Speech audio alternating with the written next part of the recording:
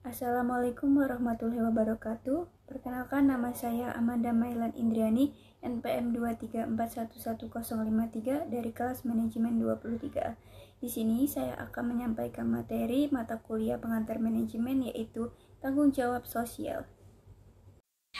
Pengertian tanggung jawab sosial. Tanggung jawab sosial atau Corporate Social Responsibility adalah suatu konsep bahwa organisasi, khususnya perusahaan, adalah memiliki suatu tanggung jawab terhadap konsumen, karyawan, pemegang saham, komunitas, dan lingkungan dalam segala aspek operasional perusahaan, seperti terhadap masalah-masalah yang berdampak pada lingkungan seperti polusi, limbah, keamanan, produk, dan tenaga kerja.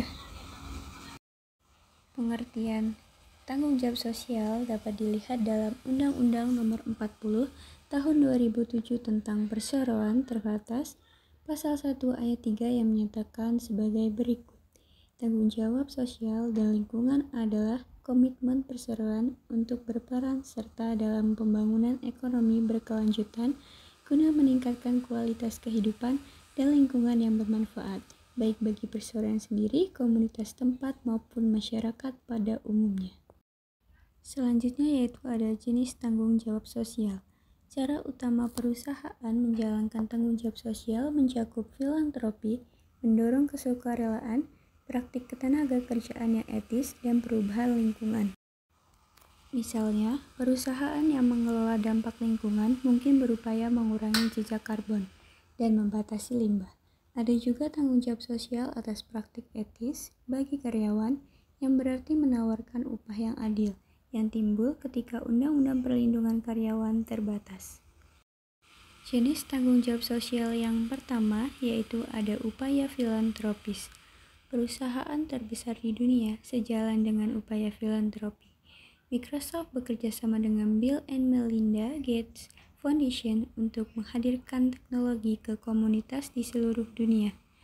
Perusahaan memahami bahwa kesuksesannya tidak hanya membutuhkan inovasi yang berkelanjutan, tetapi juga membangun generasi berikutnya yang mampu memahami, menggunakan, dan meningkatkan teknologi. Next, jenis yang kedua yaitu ada konservasi lingkungan. Masalah lingkungan secara teratur menjadi berita utama, baik masalah jangka panjang seperti perubahan iklim global atau masalah yang lebih lokal seperti tumpahan bahan kimia beracun. Perusahaan yang menyelaraskan diri dalam upaya ini membantu meminimalkan masalah lingkungan dengan mengambil langkah-langkah seperti mengurangi jejak karbon mereka secara keseluruhan.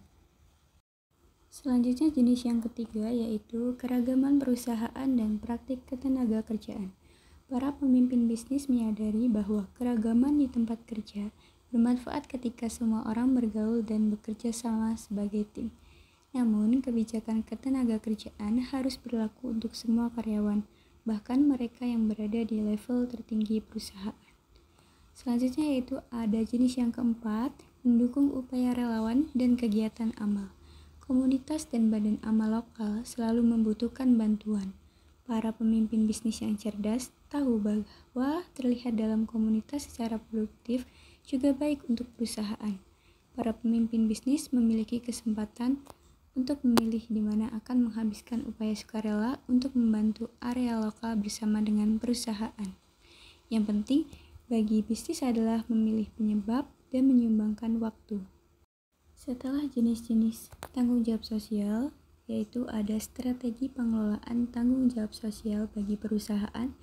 Yang pertama yaitu ada strategi reaktif. Kegiatan bisnis yang melakukan strategi reaktif dalam tanggung jawab sosial cenderung menolak atau menghindarkan diri dari tanggung jawab sosial. Yang kedua yaitu strategi defensif. Dalam tanggung jawab sosial yang dilakukan oleh perusahaan terkait dengan penggunaan pendekatan legal atau jalur hukum untuk menghindarkan diri atau menolak tanggung jawab sosial. Selanjutnya yang ketiga itu ada strategi akomodatif, merupakan tanggung jawab sosial yang dijalankan perusahaan dikarenakan adanya tuntutan dari masyarakat dan lingkungan sekitar alam hal tersebut. Yang keempat yaitu ada strategi proaktif. Perusahaan memandang bahwa tanggung jawab sosial adalah bagian dari tanggung jawab untuk memuaskan stakeholders, Jika stakeholder terpuaskan, maka citra positif terhadap perusahaan akan terbangun. Selanjutnya yaitu ada manfaat utama dari tanggung jawab sosial, yaitu memberi manfaat bagi masyarakat dan mengurangi dampak negatif terhadap lingkungan. Konsumen semakin banyak yang ingin membeli barang dan jasa dari perusahaan yang bertanggung jawab secara sosial yang dapat memberikan dampak positif pada pendapatan.